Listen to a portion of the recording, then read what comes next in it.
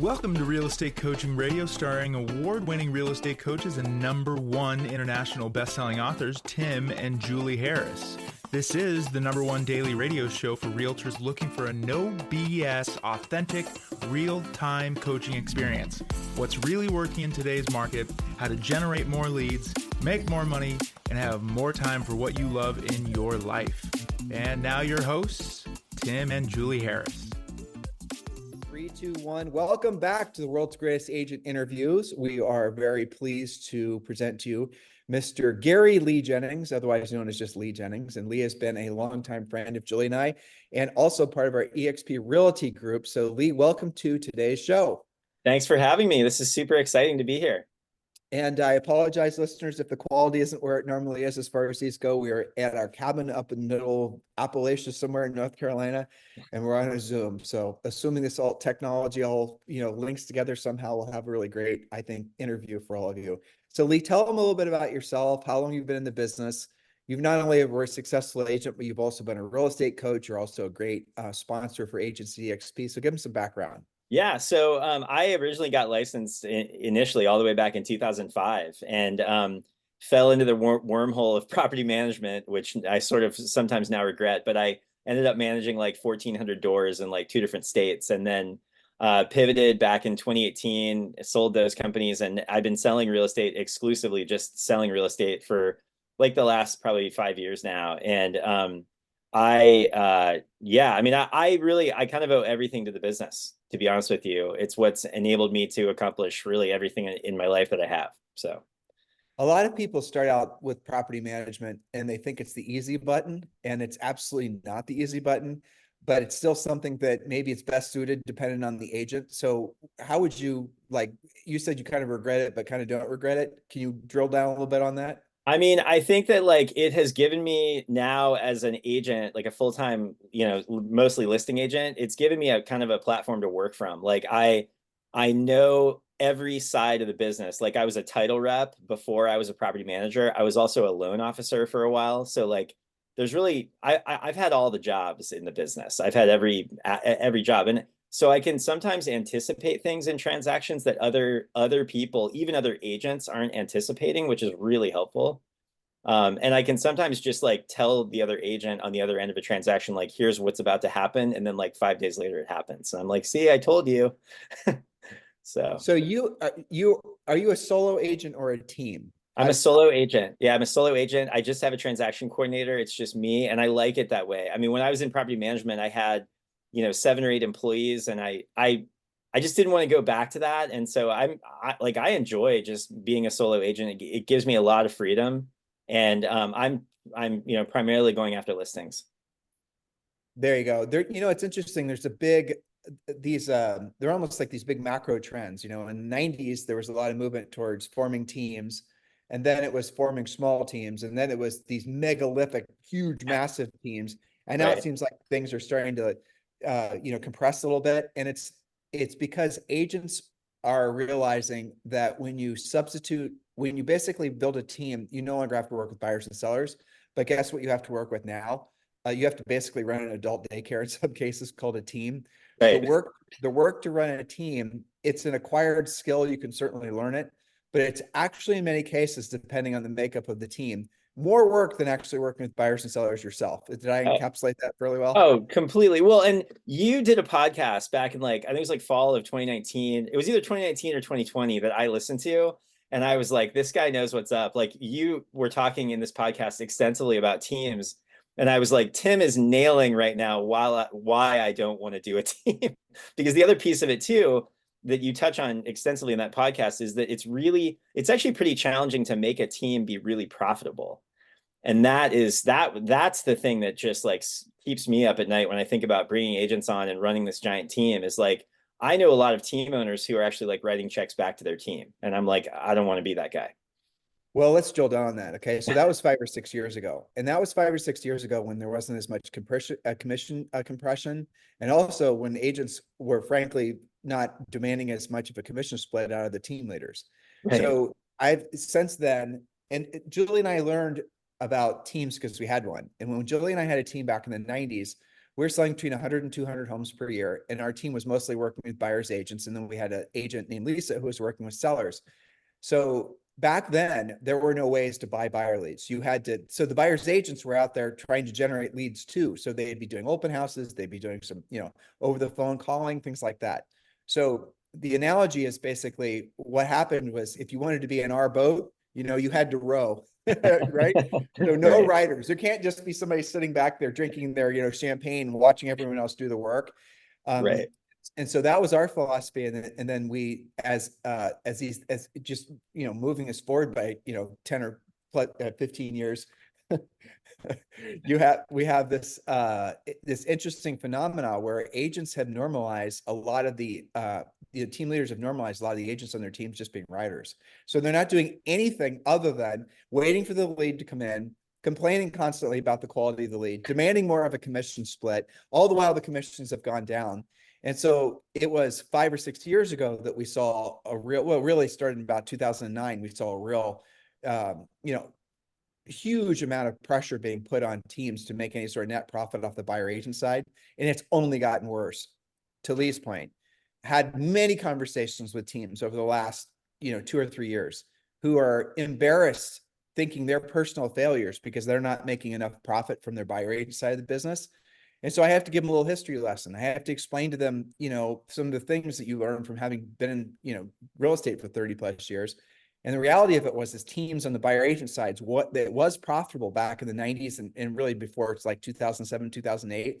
And then after that, again, commission compression, buyers agents wanting more, the margins on the buyer side transactions going lower and lower to the point where what he said, he's over here for me. So I point that direction. That's why. Yeah. So where you then had the team leader was having to subsidize the essentially the viability of the buyer agent side of the business. And so one of the ways you can, really drill down on this is do a profit and loss, not just on your entire real estate team or your brokerage for that matter, because a lot of brokerages are just basically elaborate teams. Do a profit and loss on your buyer side of the transaction, your seller side of the transaction. I remember having a conversation with an amazing agent. He actually listed our house in Georgetown, Texas. His first name is Russ, and 7-figure, or over $1 million a year in commission, the whole thing. And we did the math, buyer seller side, and he was actually using. He didn't realize this until he did separately, that he was using some of the commission that was coming from the listing side of the business, and he was still going in the listing appointments. He had one assistant helping him on the listing side, so he was taking, it was something like 200,000, I think, per year, and having to essentially subsidize the buyer agent side of the business. So not only was he not making money on the buyer side of the business, he was effectively losing money on the buyer side of the business. And I asked him, so why don't you just, focus on your listings, because you're willing to give yourself a $200,000 raise, and the leads that you generate from the buyer side, from, stop buying the buyer leads and any leads that come off all your listings, because he's a great listing agent. Why don't you just refer those out to other agents in your marketplace? And back then, this was maybe, I don't know, maybe it was 24 months ago, 36 months ago. Their average referral fees were 25 or 30%, but now Zillow charges 40%. So yeah, the moral of the story is that when you are thinking about how to be relevant and how to be incredibly powerful in this new market, this new everything that's happening so fast, especially with AI, you got to be thinking in terms of what your net profit's going to be. So sorry, Lee, you got me on my soapbox. Or No, I love this because I mean, you like nail it. And it's sort of like looking rich versus being rich. A lot of agents want to have like this giant team of 20 people around them who are like rah-rahing them and saying like how great they are. And meanwhile, they're subsidizing that entire team by their own personal production. And I'm like, why would I do that? Why don't I mean, I just went out and I took a $1.7 million FSBO listing in the last like 24. Nice. Yeah. It's a new build, new construction. I've been to the property probably 8 times now. Great people, phenomenal. But like, this is literally something that I just ripped out of the ground. Like I went out, I prospected them. I showed up. I have been to the property multiple times, showed them I'm super interested. It's a beautiful home, blah, blah, blah, blah. All that being to say that like, I don't know that I can necessarily train someone else up on how to do that, nor that they will care enough to actually implement the things that I tell them to actually make them do that. And I'm like, okay, well, why don't I just go ahead and take that listing and sell it myself and not have to manage 10 other people while I'm doing it? And what's really fun about, now is that AI is going to make it so that you are going to be able to operate at a higher level of efficiency than any big, well-scaled up team would ever be able to operate. So just to be clear, listeners, in our coaching program, we teach you guys how to add teams. We teach how to add staff, but the nature of the conversation is going to be flipped than how most agents think, because the product from your business, do you know this one, Lee? The Profit. product, yeah, exactly. Right. Well, explain that, Lee, but explain that. Yeah. No one I else mean, says this. this got drilled into me. So like when I was getting into when I was becoming a solo agent, I was focusing only on sales. I was like, I mean, in my view, the real estate sales business is arbitrage, because you are trying to figure out, like, how much money do I need to put into a particular listing to, make the most profit out of it. And I think a lot of agents just simply aren't thinking that way. They're so excited to have a listing that, like, they're just like shocked that they even got it or whatever. And it's like, I want to provide great service, obviously, but I always have to be looking at, okay, what am I putting in versus what am I getting out? And if that equation goes wrong, then why are we even doing this? Like, I love selling homes, but I don't do it for my health. So, I mean, that's what it comes down to. And I think a lot of agents, especially over the last 5 years, when the market got super, super hot, were getting carried away, and they were buying all these things and implementing all this extra marketing and whatever it was.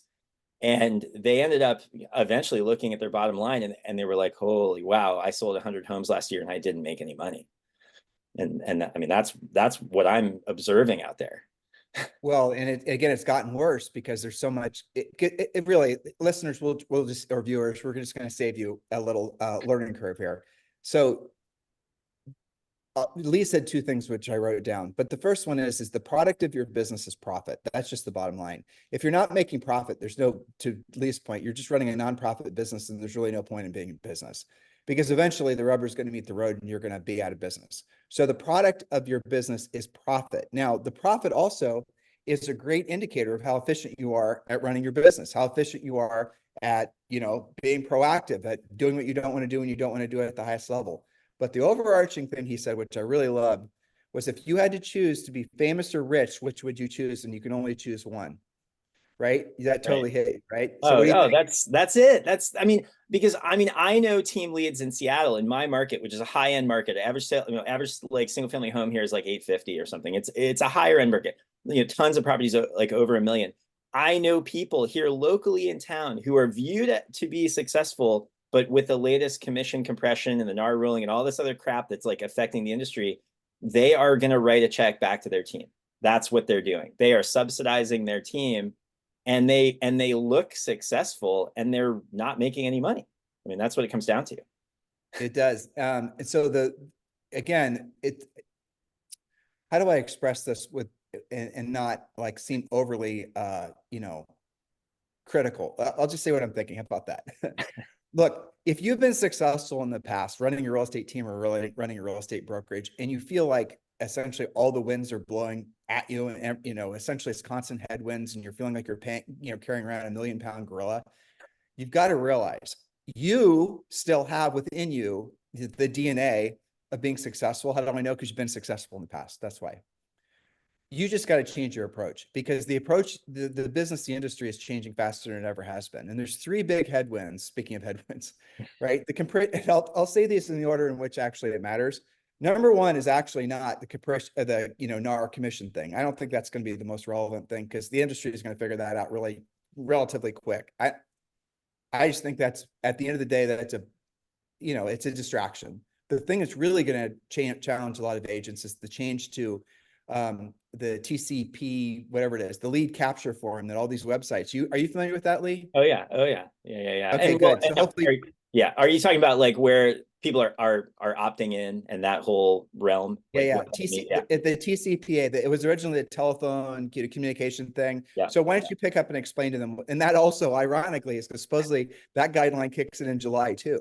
Oh, does it? Okay, nice. Isn't that awesome? Woohoo! Yeah, I know a lot of people who are being affected by that right now, or will be affected by it. And I mean, that's another one where it's like, it's so funny because it harkens back to like what you guys always talk about. And it's like, oh my gosh, you have to do actual work. You have to actually just work your leads and work the business hard.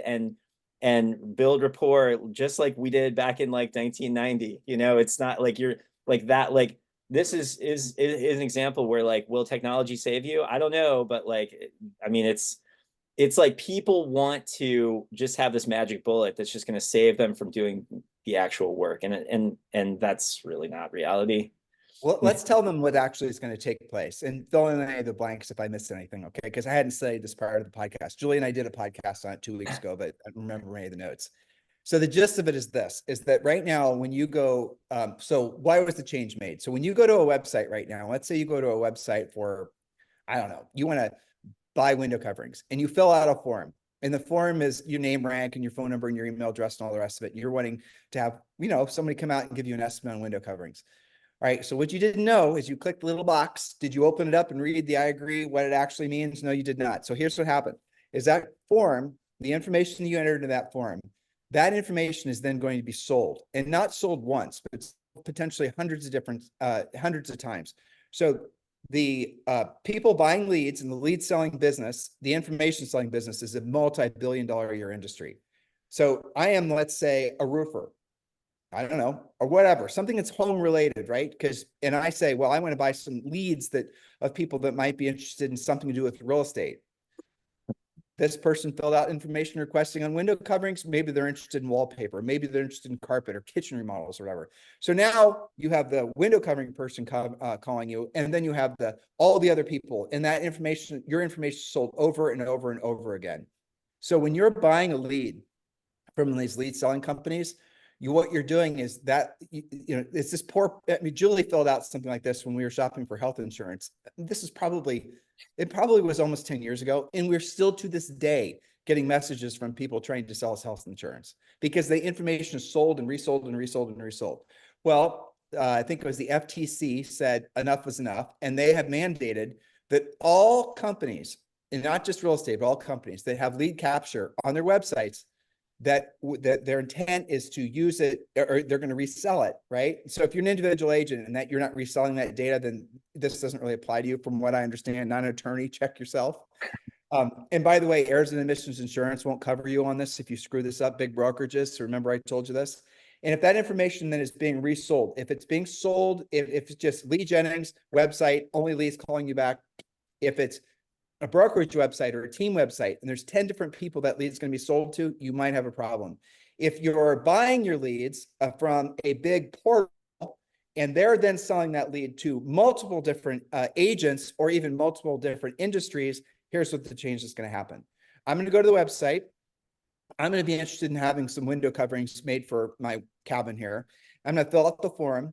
And then the website is going to then, when I put in the information, it's then going to give me, there's going to be another submenu that opens up. And I have to tell the website who specifically I want that information shared with. I have to decide if it's being shared with more than one person, who it's being shared with.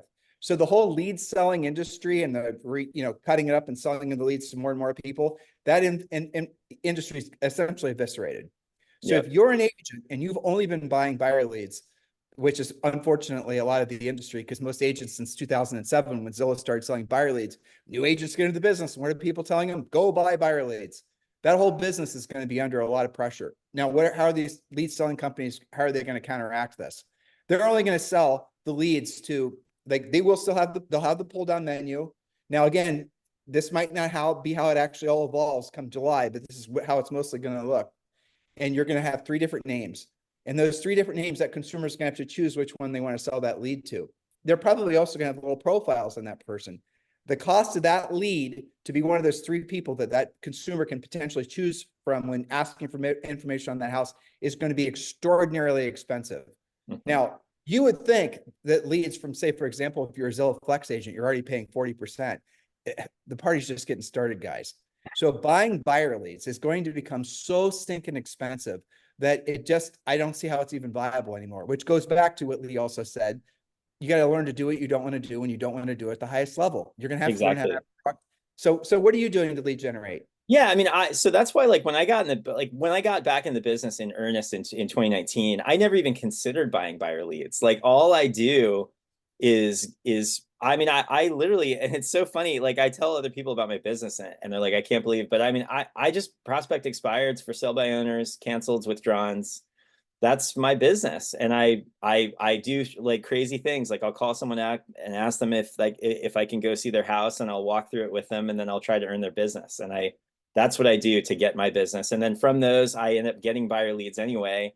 And I really would rather work listings because there's just more leverage that way. And so maybe I'm kind of old fashioned, but that's what I do. And when I need more business, I just make more calls. Like shockingly enough, I read this book. It's the greatest sales book ever written. It's called Go for No. I don't know if you've ever heard of that book, but basically I'm sure you have, but I mean, if you want to succeed more, you have to fail more. And so I just fail as much as possible. And then that's how I get in front of these people. Like in the last week, I've signed a $1.7 million listing, an $840,000 listing, and a $1.2 million listing. The 840, I have never met those people. They live in Arizona. The guy, it's a rental property for them up here in Washington State.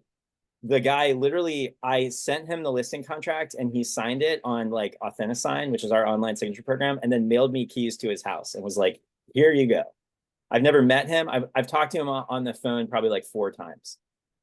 That's who I'm trying to work with. And then I know that I'll end up with buyer deals because I will just by default, because that's just how the business works. When I heard you just express what you were saying, I want to celebrate you for not making the mistakes of so many agents that are making, but also maybe you've put some thought into this that I haven't. Why are agents like, we're surrounded with opportunities of people that want to buy or sell with us now, right? You said expireds or for sale by owners, notice defaults. I mean, there's dozens and dozens of different sources of listings. So he said 2 things, listeners, viewers. Number 1, focus on listings. Number 2, there's an abundance of sellers all the time, no matter what market you're in, any place in the United States and probably the world. So why do agents, Lee, this is a question for you. Why do agents spend so much money on branding, on marketing, on advertising, on social media, on buying moving trucks, on building, different widgets and wadgets when they're looking for a seller lead, when seller leads are so abundant everywhere you go, in every market at all times? Explain to me what's actually happening there. I think it's just because they don't want to do the actual work. Like people are so afraid of going after cold leads that they're willing to like do anything to find a warmer lead. And it's like, it's crazy to me. Like I've never approached the business that way. Like I just like and not to mention that like I have been around other teams, and I have other friends in the business who buyer leads, tons of them. Market Leader, Zillow, there's so many companies out there that sell these to you, and they're crazy expensive, just like you're saying. And I've seen what they do, and the reality is the leads are not better. Like I go into my dialer and I call for sale by owners, expireds, withdrawals, cancels, all these different lead types that are all seller focused. They're all sellers. And then I watch other people like with companies like Market Leader, where like they'll be calling the buyer leads that Market Leader is providing for them. And it's the same conversation. And yet they're paying hundreds of dollars per lead to have the same conversation and still have to overcome the same objections and obstacles that I am. So it's like, why not just have the profit? Like, why not just go find them yourself?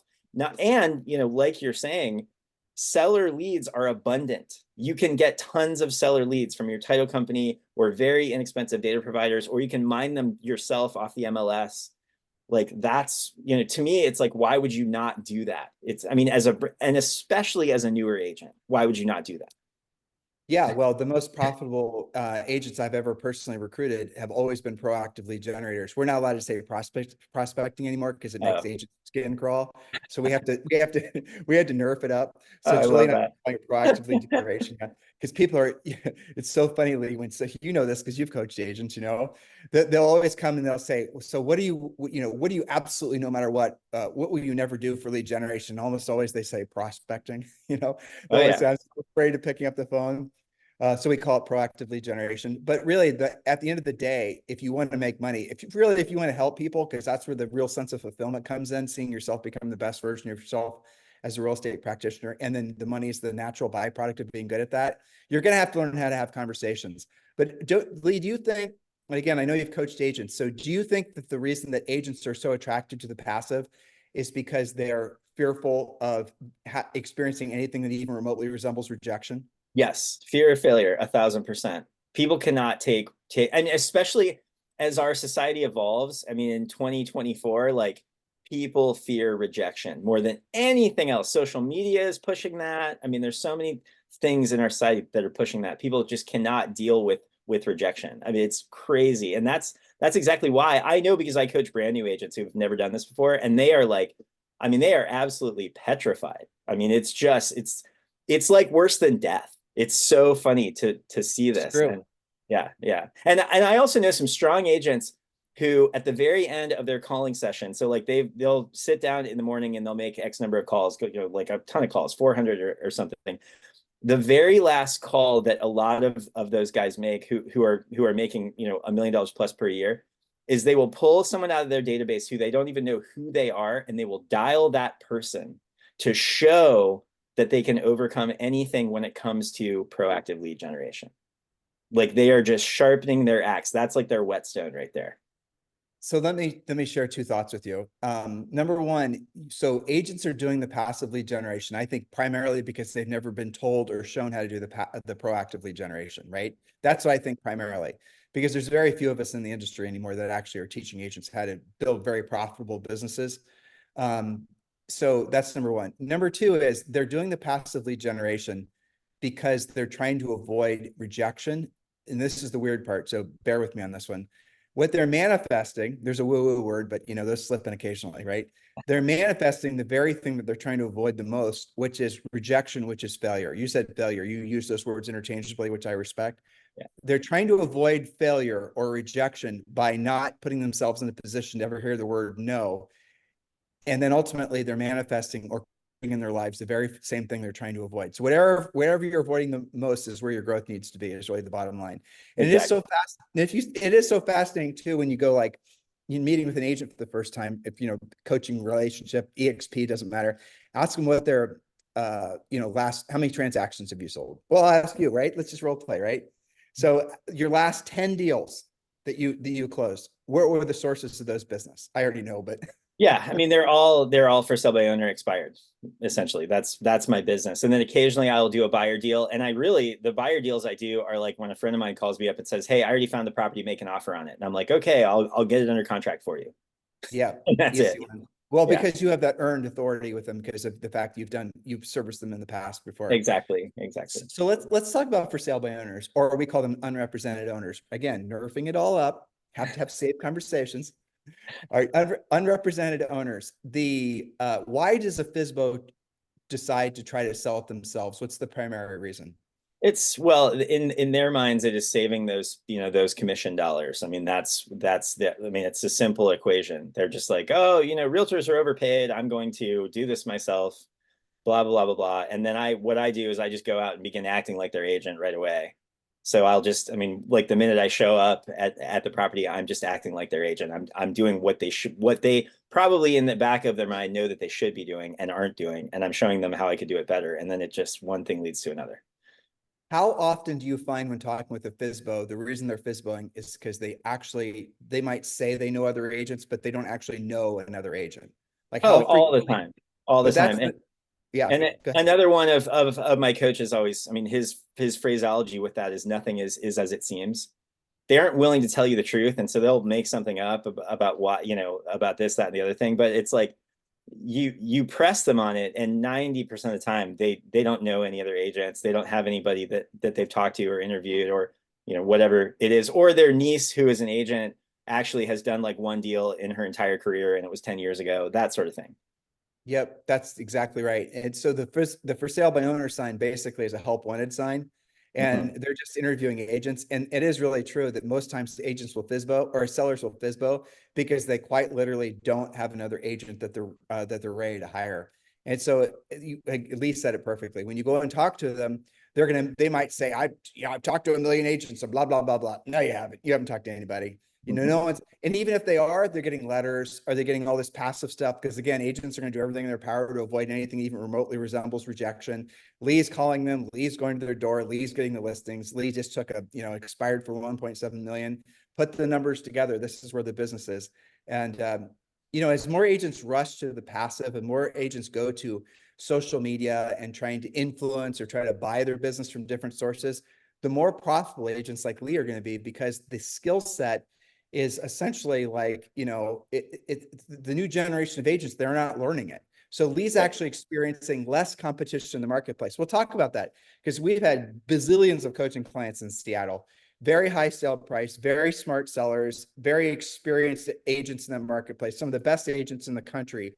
And yet you moved there, right? You relocated there from Colorado, and very quickly you've been able to build this really great real estate business. So talk about, that transition and how you restarted your business. Yeah, I mean, it's, that was like, I'll admit it. I mean, 2019 was my first year in the business here, and it was stressful just getting going, like, getting off the ground, because I just hadn't made the aggregate number of calls that you need to make to generate a pipeline, to generate enough leads and enough business to get there. And then, like spring of 2020, I just like, it's so funny. I mean, agents don't want to admit what is really the most important thing, which is outbound prospecting, or proactive lead generation, as we call it.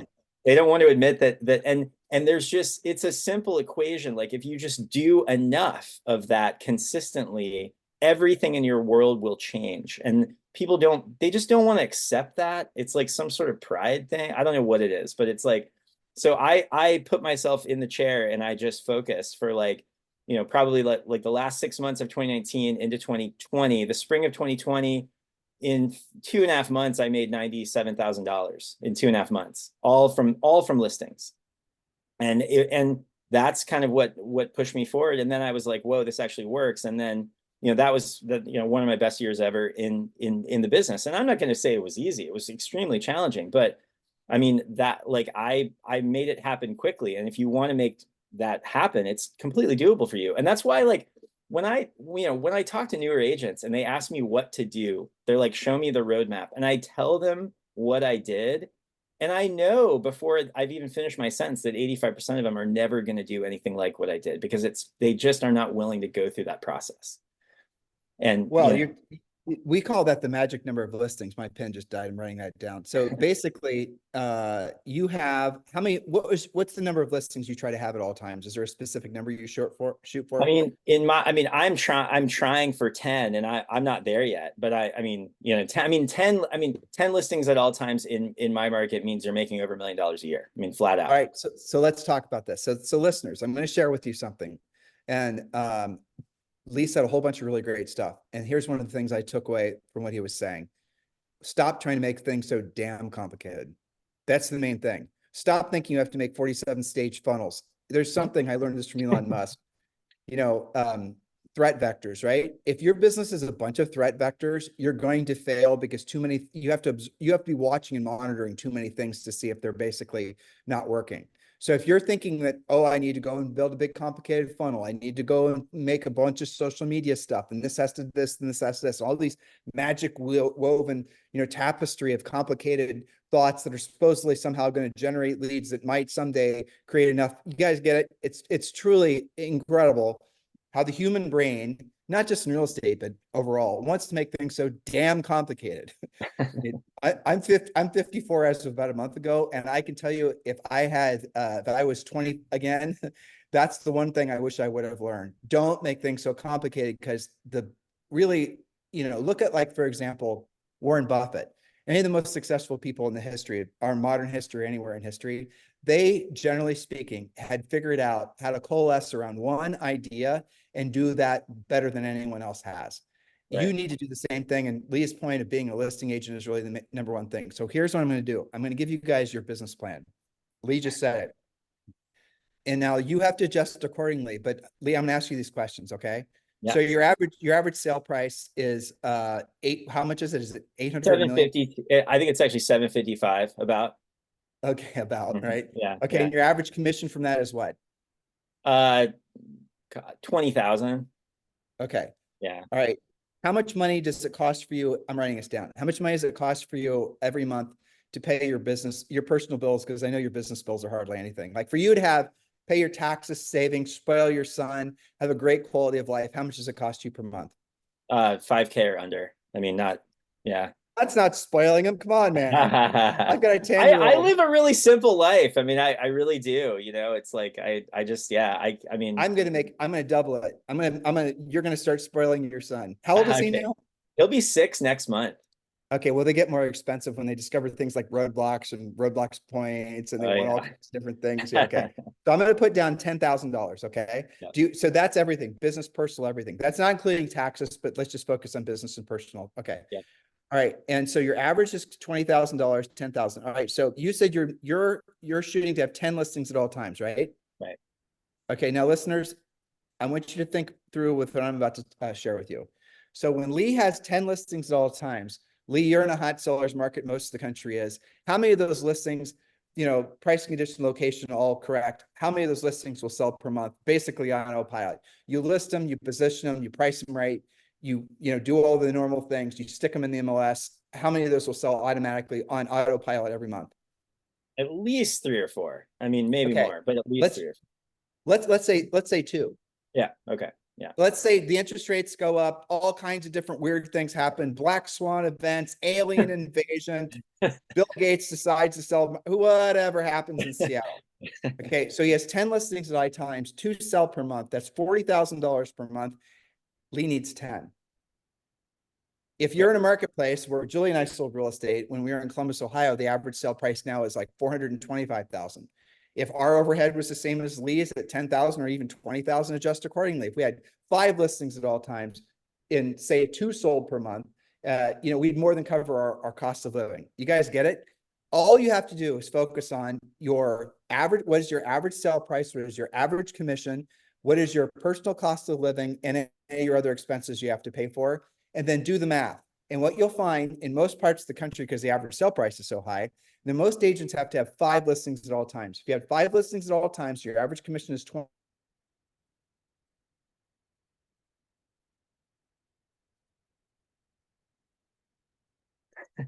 Uh-oh, you froze. Oh,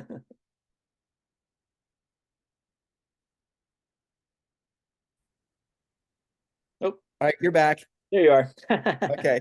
Yeah. So stop making stop making things so complicated is the bottom line. It's called your real estate magic number.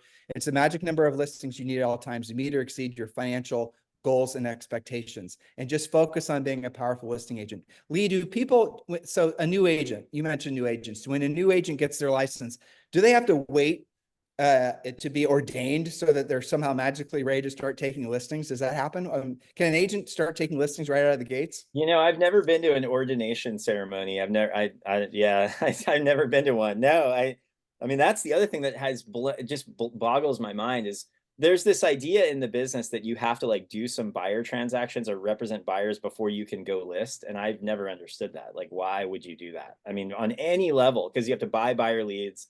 The chances, I mean, and as you have said, it's like no one actually has to buy, but a lot of people do actually have to sell. So it's like, why not just go after listings right away? You can, and I mean, like, to be honest with you, with the amount of prospecting that I do, I don't even have to do my listing presentation very much because people just give me their listing. Like because I'm so proactive and I'm so like focused on serving them that they will just give me a listing. Like I didn't do my listing presentation for that one that I just told you about. He simply just mailed me the keys and signed the listing agreement. That was it. Yeah, So but so I'm going to coach you a little bit on this one. You should know this too, Mr. Coach, is that when you don't if you're not taking a consistent approach to every one of your sellers, that's sometimes when the train comes off the tracks because you right, didn't set the right. expectations of how things work. So Oh, exactly. Yeah. even if it's your mama, always have Right.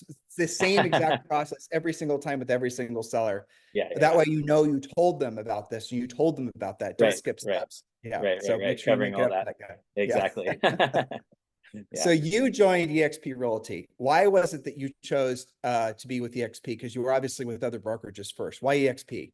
Yeah, I mean, originally I was with Remax way back in like 2005 and 6, and then I went into property management, and then I was with Century 21 when I first moved back to Seattle because I just needed like somewhere to hang my license, and then it was hilarious. My first, I think it was either my first or second close. I think it was my second closed transaction with Century 21. This is back in 2019, summer of 2019. It was my first listing taken in Washington State, which I was excited about that. Take a listing, it's a condo listing, very desirable, get it sold. and I get paid. So my commission check comes in, I get paid, and I'm like looking at the commission check breakdown, and they give you this printout, like this report of like, here's the total commission, and here are all the deductions out of the commission. And this thing like gets dropped in my little cubby box at my Century 21 office. And I take that thing and I bring it to one of our like sales meetings. We had like a Wednesday morning meeting for all that they would encourage all the agents to attend. And we would talk about like legal things and, your typical like meeting for all the agents in that office. And I'll never forget it. But one of the managers in that office told me not to bring my commission thing, my little paper, into the meeting because he didn't want other people to see it.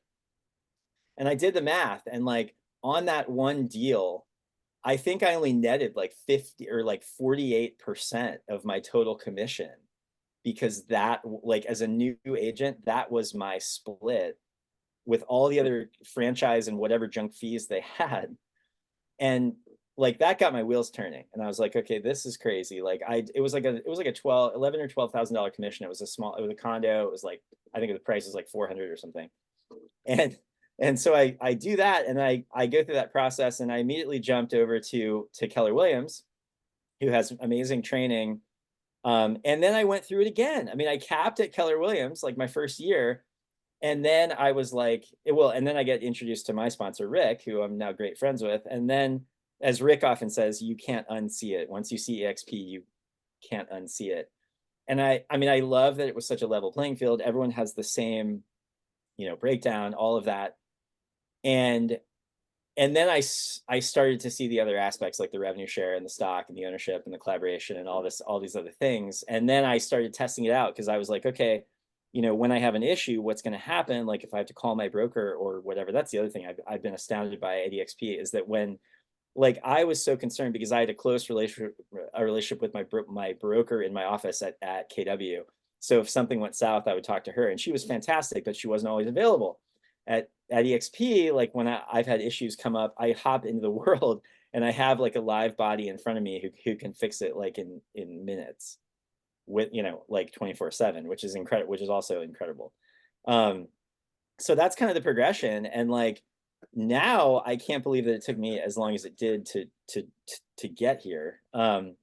And so, yeah, I mean, and for a newer agent, I mean, that's the other thing that just floors me about it, is for a brand new agent, like what I tell people is, when you're new in the business and you don't have as many listings or buyer deals coming in, your net is more important than ever. Like if you're gonna get a $20,000 commission check, how much of that do you want to be able to use to implement in your future business? Just ask yourself that, new agent.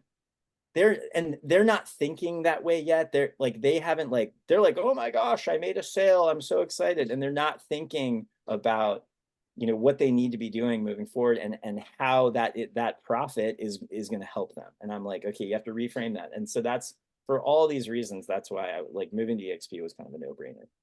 You mentioned revenue share, and it is kind of astonishing. I mean, Julie and I have been married for 33 years this year, and we've been buying rental properties, and a lot of them are paid off. We have dozens of rental properties. The amount of money we make from revenue share every month after being with EXP since 2019 is like 3 or 4x the profit we make from all of our rental properties. Because I mean, think about it. If you wanted to create passive income in your life, how are you going to do it?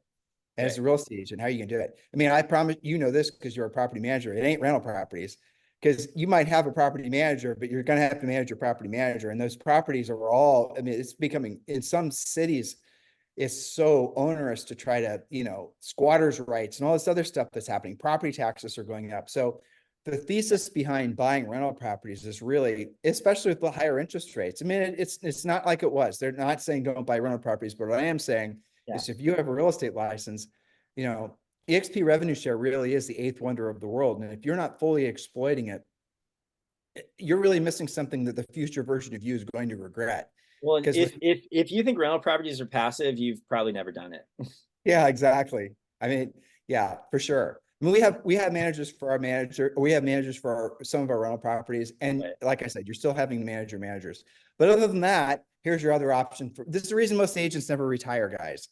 It's because it is, even with a good sale price, even in a great market, even if you're making lots of money, you're going to have taxes, you're going to have all these other expenses, you're going to have cost of living things. And to be able to save enough money consistently over a long period of time so that money compounds for you, it's very difficult. So that's the reason that you'll see a lot of agents in their 60s and 70s that are still selling real estate, because of the fact that they have had great years, maybe even 10 great years. And we're going through this now. And then now it's followed by 3 or 4 bad years. And the financial advancement they got, the savings and the this is and the other things that they've been able to pay for. Now those things are, they're having to spend that money just to maintain their lifestyle. And if they've got a big unprofitable team, there's a lot of teams out there that, in brokerages, frankly, a lot of brokerages that have been holding on, waiting for the clouds to clear, waiting for interest rates to fall, waiting for this, waiting for that, waiting for the other thing. All the while, what are they doing? They're burning away their personal savings. They're burning away their future financial security. I mean, we're in one of those transition periods. We've been in these periods many, many times before. It's, you'll get through it. Everybody will be fine, but do yourself a favor. Don't wait. And the next natural step for every agent, broker, individual agent, doesn't matter, team, is you've got to do yourself a favor of fully exploiting and exploring eXp Realty. When you do, there is pretty much zero chance. I don't care if you're a luxury agent or if you're a new agent or if you're a seasoned agent, there's pretty much zero chance. You're not going to say like, what? Well, I don't know. Well, it all made sense to me so quickly. And I'll tell a quick story. So when I was an agent during the crash, during the 2008 debacle. Like I had my license then, and I wasn't really doing much production. I was only doing management, which actually ended up being a good thing at the time. But I saw what other people were going through. I had a friend in Denver who was a Remax agent, who was a broker owner, who owned, I think it was like 5 commercial buildings, all of which were Remax branded. It was his Remax offices. He had offices all over the Denver region. He had like, hundreds and hundreds of agents under him. And I saw what happened to him during that whole crap storm that we all went through. And he ended up losing all of them. I mean, he had, whatever it was, $4 million in commercial loans on all these buildings that he had bought to house all these agents that now were numbers were dwindling and all that sort of thing.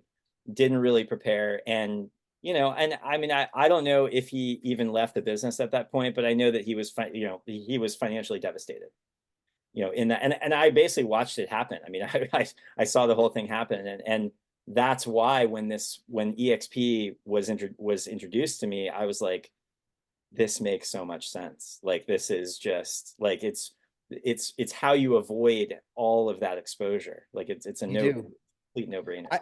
Like Lee, I can't, after having, had hundreds and hundreds of sponsoring calls, I can't understand why any team or broker would not want to be with the XP.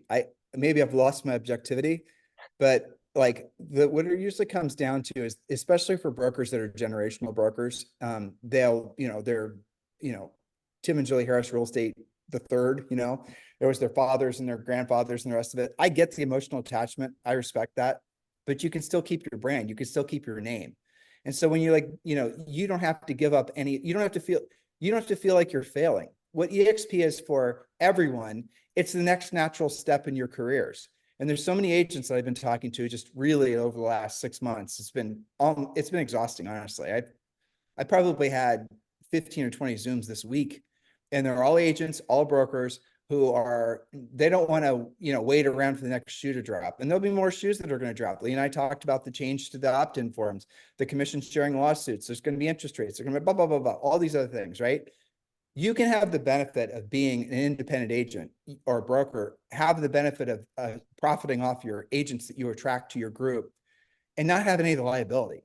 When you get your revenue share every single month, you can actually see the agents who sold a house that are, that are essentially, like if you had 5,000, like if Lee had $10,000 a month coming in from revenue share, which, he does. And if you had that amount of money coming in every single month, that liberates you so that you can start investing, saving, paying off debt, doing all kinds of things, maybe spending the money. I mean, this is the thing that revenue share does that profit share from, say, for example, Keller Williams never has been able to, or really from any of the other models that we've ever explored. So, I mean, it's at this point, to me, it almost seems like an academic next natural step for everyone to seriously, move forward and look at EXP.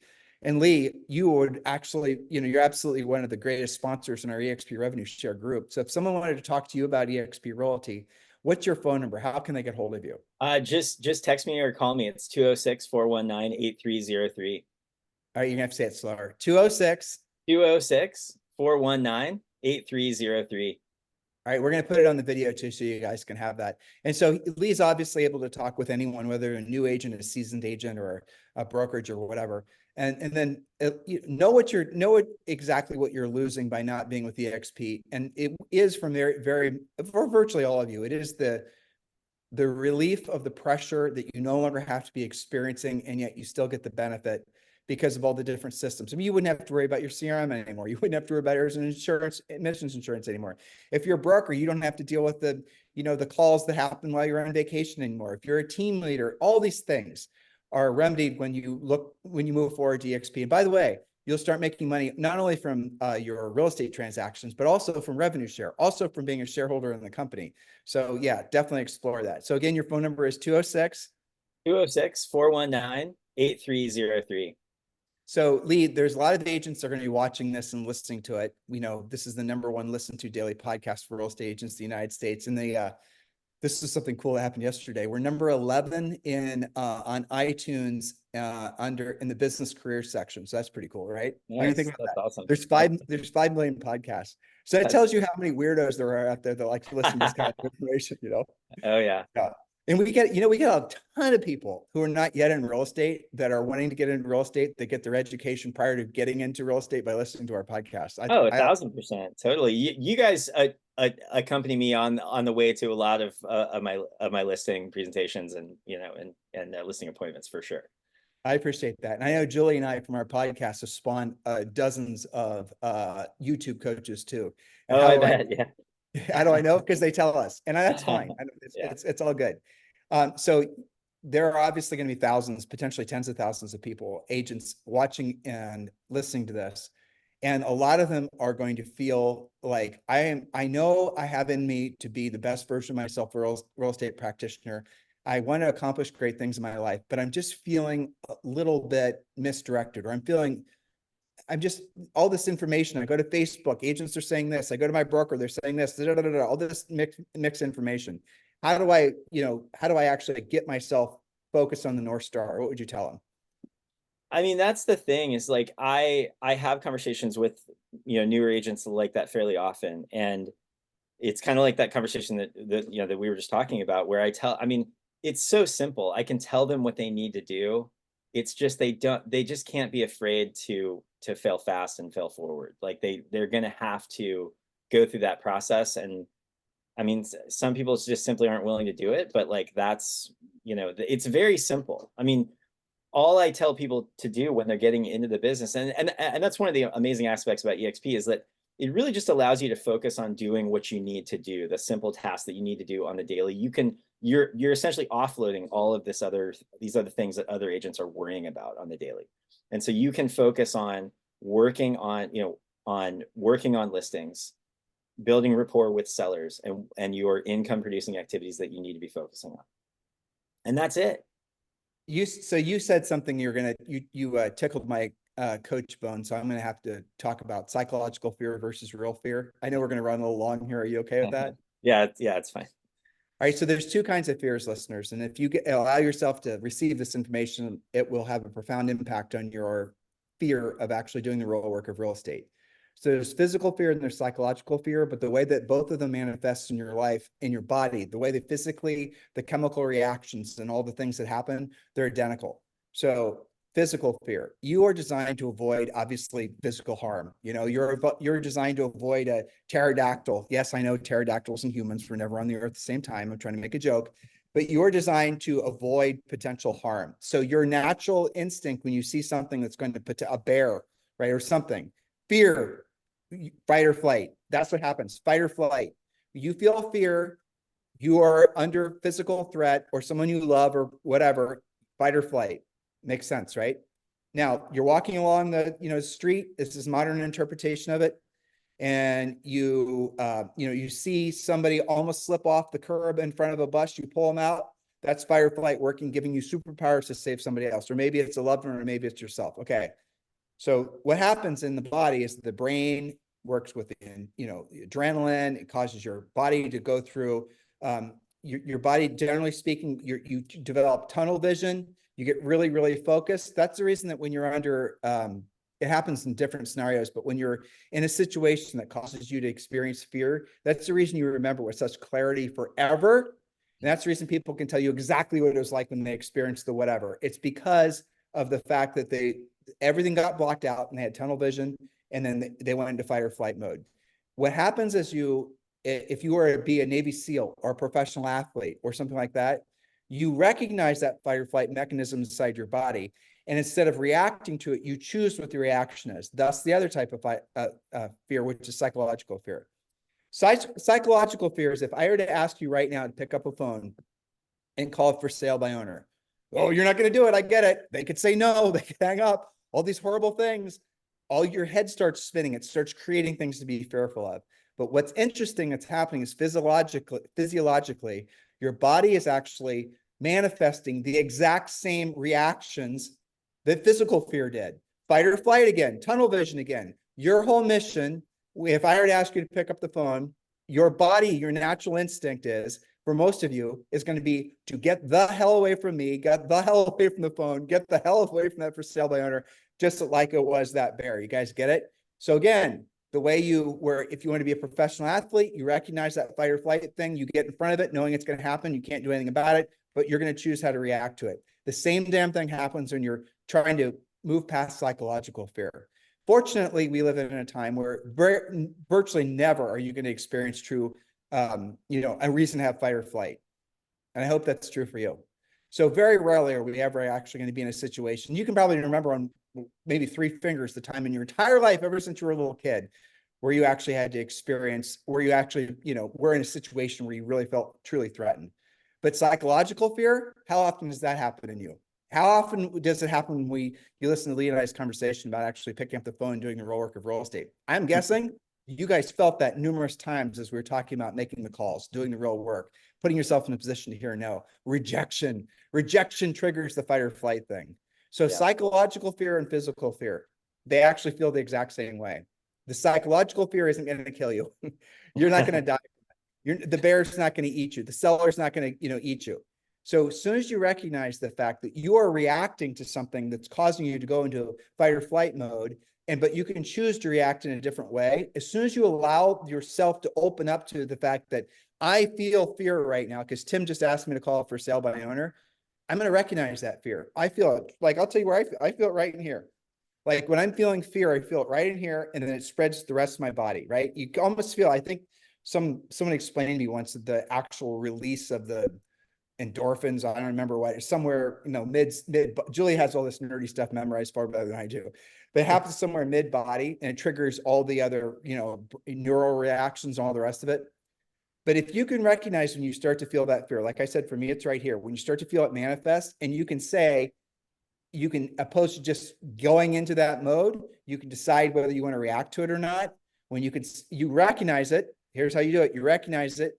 I feel that sense of anxiety, that feel of fear. It's right here, or wherever it is, midsection generally. I'm not going to react to it. Now, and here's the way I've coached agents around that. First of all, you have to recognize the fact that it's a choice. So if it's a choice, you can choose not to react to it. And then put a big old sign somewhere where you can see when you're calling people or you're doing any kind of work, I'm here to serve you.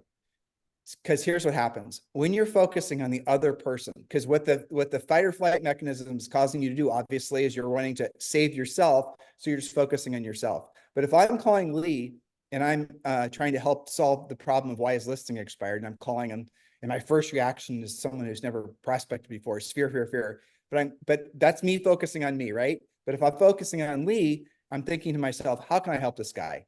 Even if he's cranky. The crankier the FSBO or the crankier that anybody is when you're calling them, I got great news for you, the more motivated they are. Because if they weren't motivated, they themselves, like when an expired listing expires or something like that, it's because they feel rejected. They feel hurt. The market rejected them. It rejected their house. Maybe it's something that they love.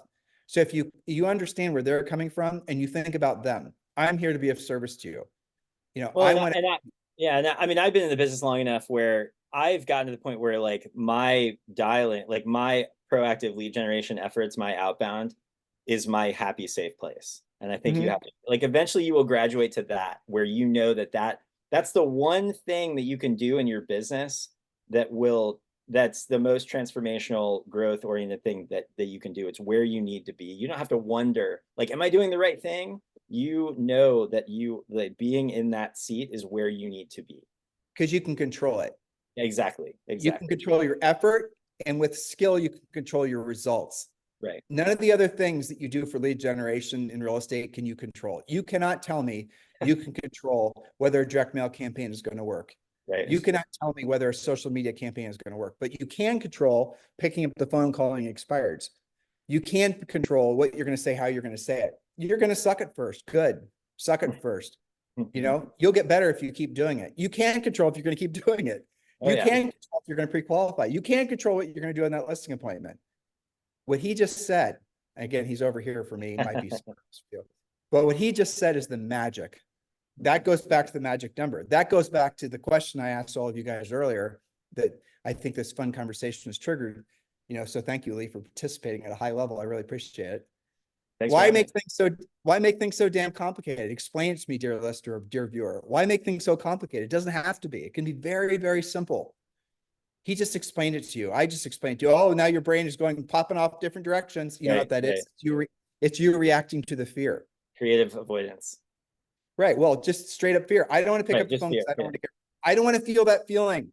I am designed to avoid that feeling of getting rejected, because the rejection feels like the bear's about to eat me. You guys get it? Right. You're going to have to all work on this individually, because the reality of it is, on the other side of these thoughts, like he just said, it's his happy place now. There you go. And I totally understand that. I mean, but it does give you a sense of calm in a crazy world, knowing that you can pick up the phone, you can actually call expireds. How often does an expired or anybody really say anything different? They always say the same damn thing at the same damn time, don't they? Right. Well, and when I take an expired listing, like, I feel like a sorcerer. I'm like, I went out and created this myself. It's like pure, it's like this magic, and I'll, you know, it never gets old. And it's like, and a lot of times it's much simpler than people want to make it out to be. I mean, like, I've had calls with unrepresented sellers where I have called them, gone out to the property. They literally were just dying for someone to actually show up, and they just basically signed the contract right there. And I'm like, I didn't really show any skill. I just made the call. And a lot of people just simply won't make the call. They won't even go. They won't even bother to like try. And so, you know, I just showed up. I mean, that's. But it's not just a call. I mean, it's not just a call. It's knowing what to say. It's knowing how to say it. Correct. Yeah. You know, it's following. I mean, again, Lee, another word we had to, you know, nerf up was script. We don't call them scripts. We call them conversation outlines. Oh, I like it. Because how often have you had an agent say to you, I am never going to use a script. I hate scripts. Right. They're not me saying what. Okay, good. We're going to call it a conversation outline. Are you okay with that? Yes, I am. Perfect. So here's your script. Yeah.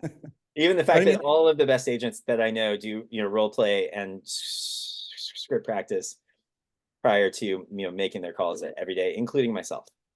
Yeah, of course. All right. So Lee, anything else you'd like to say to these guys as I try again to wrap it up? Don't say anything. I don't think so, but thank you so much for letting me do this. I always love talking to you, Tim.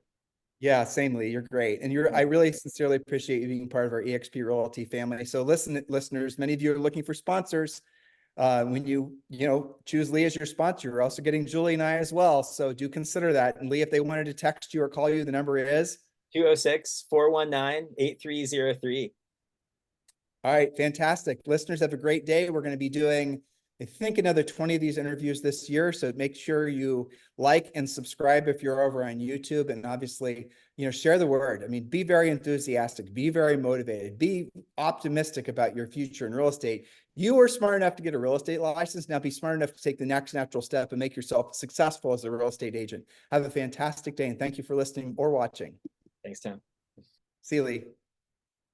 This podcast is a part of the C-Suite Radio Network. For more top business podcasts, visit c-suiteradio.com.